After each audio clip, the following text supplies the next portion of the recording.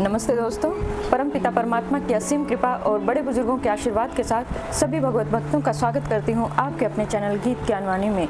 नए मेहमानों का स्वागत, शुक्रिया, अभिनंदन, आभार और सभी भगवत भक्तों के उज्जवल और उत्तम भविष्य की कामना के साथ सभी पवित्र देवी देवताओं का आह्वान करते हैं और उन्हें आसन देते हैं। ओम श्री तुलसीदासाय नमः, ओम गौरीपतये नमः, ओम वाल्मीकाय नमः, ओम शिष्यापत्निकाय लक्ष्मणाय नमः, ओम शिष्यापत्निकाय शत्रुघ्नाय नमः, ओम शिष्यापत्निकाय भरताय नमः, ओम श्री हनुमते नमः। इन्हें आसन देते हैं। श्री गुरु चरण सरोज रज निजमन मुकुर सुधारी, वर्णम रघुवर विमल जसु जो दाय कुफलचारी, बुद्धिहीन तनु जानी के सुमिरो पवन कुमार, बल बुद्धि विद्या देहु मोहि हरहु कलेश विकार। रामायण तुलसी करत है कथा कहूँ अनुसार, आसन देहु प्रेम से विराजोजी पवन कुमार। लखन सिया रामचंद्र की जय, लखन सिया रामचंद्र की जय। रामचंद्र जी माता कैकेयी और राजा दशरथ के साथ कोप भवन में हैं और उनसे वार्तालाप हो चुकी हैं और माता कैकेयी ने दशरथ जी के दुखी होने का कारण उन्हें बता चुके हैं और वो श्री दशरथ जी को समझाते हुए और उनसे विदा मांगते हुए कहते हैं, धन्य जन्मु जगति तल तासु पितहि प्रमोदु, चरित सुनी जासु चारि पदारथ करतल ताके, प्रिय पितु मातु प्राण समझाके। उन्होंने फिर कहा, इस पृथ्वी तल पर उसका जन्म धन्य है जिसके चरित्र सुनकर पिताजी को परम आनंद हो, जिसको माता पिता प्राणों के समान प्रिय हैं। चारों पदार्थ अर्थ, धर्म, काम और मोक्ष उसके करतलगत मुट्ठी में रहते हैं। आयसु पाली जन्म फल पाई, एहि बेगी हो रजाई, विदा मातु सन आवई मांगी, चलई बनई बहुरी पग लागी। आपकी आज्ञा पालन करके और जन्म का फल पाकर मैं जल्द ही लौट आऊंगा, अतः कृपया आज्ञा दीजिए। माता से विदा मांग आता हूँ और फिर आपके पैर लगकर अर्थात प्रणाम करके वन को चलूंगा। अस कही राम गौन तब कीना, भूख शोक बस उतरू न दीना, नगर व्यापी गई बात सुती छी, छुअत चढ़ी जनु जन सब जन छीती। ऐसा कहकर तब श्री रामचंद्र जी वहां से चले गए और राजा ने शोकवश कोई उत्तर नहीं दिया। वह बहुत ही तीखी बात नगर भर में इतनी जल्दी फैल गई मानो डंक मारते ही बिच्छू का विष सारे शरीर में चढ़ गया हो। सुनी भय विकल सकल नर नारी, बेली विटप जिनी देखी दवारी, जो जह सुनई धुनई सिर न सोई, बड़ विषादु नहीं धीरजु होई। इस बात को सुनकर सब स्त्री पुरुष ऐसे व्याकुल हो गए जैसे वन में आग लगी हो। आग लगी हुई देखकर बेल और वृक्ष मुरझा जाते हैं। जो जहाँ सुनता है वहीं सिर धुनने पीटने लगता है। बड़ा विषाद है, किसी को धीरज नहीं बंधता। मुख सुखाहि लोचन सनवही, सोको नरिदे समाही, मन हो करुण रस कट कई उतरी अवध बजाई। सबके मुख सूख जाते हैं, आंखों से आंसू बहते हैं, शोक हृदय में नहीं समाता, मानो करुणा रस की सेना अवध पर डंका बजाकर उतर आई हो। मिले ही मास विधि बात बेगारी, जह तह दे के कही गारी, एही पापिनी ही बूझी का परेहु, छाई भवन पर पावकु धरेहु। सब मेल मिल गए थे, सब संयोग ठीक हो गए थे। इतने में ही विधाता ने बात बिगाड़ दी।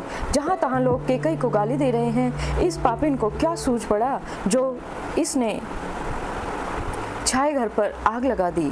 निजकर नयन काढ़ी चह दीखा, डारी सुधा विषु चाहत चीखा, कुटिल कठोर कुबुद्धि अभागी, भई रघुवंश बेनु बना आगी। यह अपने हाथ से अपनी आंखों को निकालकर अर्थात आंखों के बिना ही देखना चाहती है और अमृत फेंककर विष को चखना चाहती है। यह कुटिल कठोर दुर्बुद्धि और अभागिन कैकेयी रघुवंश रूपी बांस के वन के लिए अग्नि हो गई है। पालो बैठी पेड़ यही काटा, सुख महु शोक ठाटू धरि ठाटा, सदा रामु यही प्राण समाना, कारण कवन कुटिलपन उठाना। पत्ते पर बैठकर इसने पेड़ को काट डाला, सुख में शोक का ठाट कर रख दिया। श्री रामचंद्र जी इसे सदा प्राणों के समान प्रिय थे, फिर भी न जाने किस कारण इसने यह कुटिलता ठानी है। सत्य कहीं कभी नारी सुबाहु, सब विधि अगाध दुराहु, निज प्रतिबिंबु बरकु गही जाई, जानी न जाई नारी गति भाई।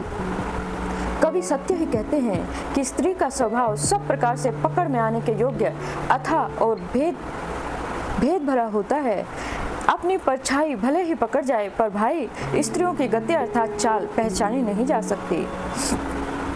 कान पावुक जारी सक, कान समुद्र समाई, कान करे अबला प्रबल, के ही जग कालू न खाई। आग क्या नहीं जला सकती, समुद्र में क्या नहीं समा सकता, अबला कहने वाली प्रबल स्त्री जाति क्या नहीं कर सकती, और जगत में काल किसको नहीं खाता। का सुनाई विधि, काह सुनावा, का देखई चा काह दिखावा, एक कहीं भल भूप न कीना, बरु विचारी नहीं कुमति नहीं दीना।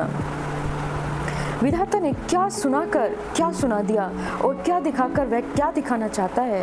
एक कहते हैं कि राजा ने अच्छा किया, एक कहते हैं कि राजा ने अच्छा नहीं किया, दुर्बुद्धि केकई को विचार कर वर नहीं दिया। जो हटि भयउ सकल दुख भाजनु, अबला विवश ज्ञानु गुनु गाजनु, एक धर्म पर मति पहचाने, न पही दोसु नहीं देहि सयाने। जो हट कर केकई की बात को पूरा करने में अड़े रहकर स्वयं सब दुखों के पात्र हो गए। स्त्री के विशेष वश होने के कारण मानो उसका ज्ञान और गुण जागता रहा। एक दूसरे जो धर्म की मर्यादा को जानते हैं और सयाने हैं, वे राजा को दोष नहीं देते। सिबी दधीची हरिचंद कहानी, एक एक सन कहीं बखानी, एक भरत कर सम्मत कहीं, एक उदास भाई सुनी रही। वे शिवी, दधीची और हरिश्चंद्र की कथा एक दूसरे को बखान कर कहते हैं। कोई एक इसमें से भरत जी की सम्मति बताते हैं, कोई एक सुनकर उदासीन भाव से रह जाते हैं और कुछ बोलते नहीं, अर्थात सब अपनी अपनी राय बता रहे हैं। कान मूदी कर रद गही जीहा, एक कहीं यह बात अलिहा, सुकृत जाही अस कहत तुम्हारे, राम भरत कहूँ प्राण प्यारे। कोई हाथों से कान मूंदकर और जीभ को दांतों तले दबाकर कहते हैं कि यह बात झूठ है, ऐसी बात कहने से तुम्हारे पुण्य नष्ट हो जाएंगे। भरत जी को तो श्री रामचंद्र जी प्राणों के समान प्यारे हैं। चंदु चवे बरु अनल कन, सुधा होई विष्टूल, सपने हो कभू न करहि किछु, भरतु राम प्रतिकूल। चंद्रमा चाहे शीतल किरणों की जगह आग की चिंगारियां ही क्यों न बरसाने लगे और अमृत चाहे विष के समान ही क्यों न हो जाए, भरत जी स्वप्न में भी कभी श्री रामचंद्र जी के विरुद्ध कुछ नहीं बोल सकते। एक विदात ही दूषण देही, सुधा देखाई दीन विषु जेही, खर भरु नगर सोचु सब काहू, दुसह दाहू उर मिटा उछाहू। कोई एक विधाता को दोष देते हैं जिसने अमृत दिखाकर विष दे दिया। नगर भर में खलबली मच गई, सब किसी को सोच हो गया और हृदय में दुसह जलन हो गई, आनंद उत्साह मिट गया। विप्रवधु कुलमान्य जठेरी, जे प्रिय परम के कई केरी, लगी देन सिख सीलु सराही, वचन बान सम लागहि ताही। ब्राह्मणों की स्त्रियां कुल की माननीय बड़ी बूढ़ी और जो केकई की परम प्रिय थी, वे उसके शील की सराहना करके उसे सीख देने लगी, पर उसको उनके वचन बाण के समान लगते हैं। भरतु न मोहि प्रिय राम समाना, सदा कहूँ यह सब जगु जाना, करूँ राम पर सहज स्नेहू, के ही अपराध आज बन देहू। वे कहती हैं, तुम तो सदा कहा करती थी कि श्री रामचंद्र जी के समान मुझको भरत भी प्यारे नहीं हैं। इस बात को सारा जगत जानता है। श्री रामचंद्र जी पर तो तुम स्वाभाविक ही स्नेह किया करती रही हो, आज किस अपराध से उन्हें वनवास देती हो। कबहु न कियहूँ सौते आरेसु, प्रीति प्रतीति जान वसुदेसु, कौशल्या अब काह बिगारा, तुम्हें जेही लगी वज्रपुर पारा। तुमने कभी सोतिया डाह नहीं किया, सारा देश तुम्हारे प्रेम और विश्वास को जानता है। अब कौशल्या ने तुम्हारा कौन सा काम बिगाड़ दिया है जिसके कारण तुमने सारे नगर पर वज्र गिरा दिया। सिया की प्रिय संगु परिहरी, लखनऊ की रही धाम, राजू की भूजब, भरतपुर नृपु की जिहि बिनु राम। क्या सीता जी अपने पति श्री रामचंद्र जी का साथ छोड़ देंगी? क्या लक्ष्मण जी और श्री रामचंद्र जी के बिना घर रह सकेंगे?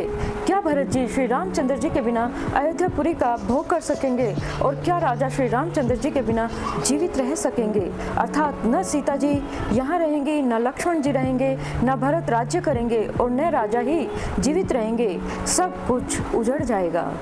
अस विचारी और छाड़हु को शोक कलंक कोठी जनुग होहु भरते आवसी देहु जुगराजू कानन का राम कर काजू। हृदय में ऐसा विचार कर क्रोध छोड़ दो, शोक और कलंक की कोठी मत बनो। भरत को अवश्य युवराज पद दो, पर श्री रामचंद्र जी को वन में क्या काम है। नाहिन रामु राज के भूखे धर्म धुरीन विषय रस रूखे गुरु गृह वसहु राम तज गेहूं नृप सन असवरु दूसर लेहू। श्री रामचंद्र जी राज्य के भूखे नहीं हैं, वे धर्म की धुरी को धारण करने वाले और विषय रस के रूखे हैं, अर्थात उनमें विषय आसक्ति है ही नहीं। इसलिए तुम यह शंका न करो कि श्री रामचंद्र जी वन में ना गए तो भरत के राज्याभिषेक में विघ्न करेंगे। इतने पर भी मन न माने तो तुम राजा से दूसरा ऐसा वर ले लो कि श्री रामचंद्र जी घर छोड़कर और गुरु के घर में रहें। जो नहीं लगे हूँ कहे हमारे, नहीं लागे ही कछु हाथ तुम्हारे। जो परिहास कीनी कछु होई, तो कहीं प्रगट जनावहु सोई ही। जो तुम हमारे कहने पर ना चलोगी तो तुम्हारे हाथ कुछ भी न लगेगा। यदि तुमने कुछ हंसी की हो तो उसे प्रगट में कह कर जना दो कि मैंने दिल लगी की है। राम सरिस सुत कानन जोगू कहा कही सुनी, तुम्हें कहू लोगू उठई बेगी सोई। करहूँ उपाय जेहि विधि सोकु कलंकु नसाई। राम सरी का पुत्र क्या वन के योग्य है, यह सुनकर लोग तुम्हें क्या कहेंगे। जल्दी उठो और वही उपाय करो जिस उपाय से इस शोक और कलंक का नाश हो। जेहि भांति सोकु कलंकु जाय उपाय करी कुल पालही। हठी फेरु राम ही जात बन जनी बात दूसरी चालही। जिमि भानु दिनु बिनु प्राण बिनु तनु चंद बिनु जिमि जामिनी। तिमि अवध तुलसीदास प्रभु बिनु समझी धोजी भामिनी। जिस तरह नगर भर का शोक और तुम्हारा कलंक मिटे, वही उपाय करके कुल की रक्षा करो। वन जाते हुए श्री रामचंद्र जी को हट करके लौटा दो। दूसरी कोई बात न चला। तुलसीदास जी कहते हैं, जैसे सूर्य के बिना दिन, प्राणों के बिना शरीर और चंद्रमा के बिना रात निर्जीव और शोभाहीन हो जाती है, वैसे ही श्री रामचंद्र जी के बिना अयोध्या हो जाएगी। हे भामिनी, तू अपने हृदय में इस बात को समझकर विचार कर तो देख। सखिन सिखावनु देन सुनत मधुर परिणाम हित, तेहि कछु कान न कीन्हा कुटिल प्रबोधि कुबड़ी। इस प्रकार सखियों ने ऐसी सीख दी जो सुनने में मीठी और परिणाम में हितकारी थी, पर कुटिल कुबड़ी की सिखाई पढ़ाई हुई केकई ने इस पर जरा भी कान नहीं लगाया। उतरुन दे दुसहरिस रूखी, मृगिन चिताव जनु बाघिनी भूखी। व्याधि असाधी जानी तिन त्यागी, चली कहत मतिमंद अभागी। केकई कोई उत्तर नहीं देती, वह दुस्सह क्रोध के मारे रूखी बेमुरव्वत हो रही है। ऐसे देखती है मानो भूखी बाघिन हरणियों को देख रही हो। तब सखियों ने रोग का असाध्य समझकर उसे छोड़ दिया और सब उसको मंद बुद्धि अभागिनी कहती हुई चल दी। राजू कर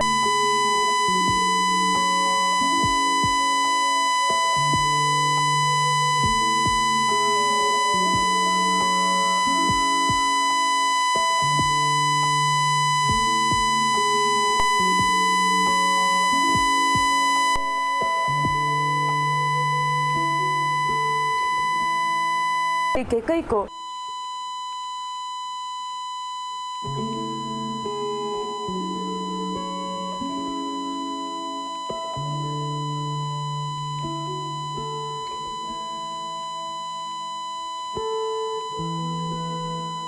से लेते हुए वे कहते हैं कि श्री रामचंद्र जी के बिना जीने की क्या आशा है।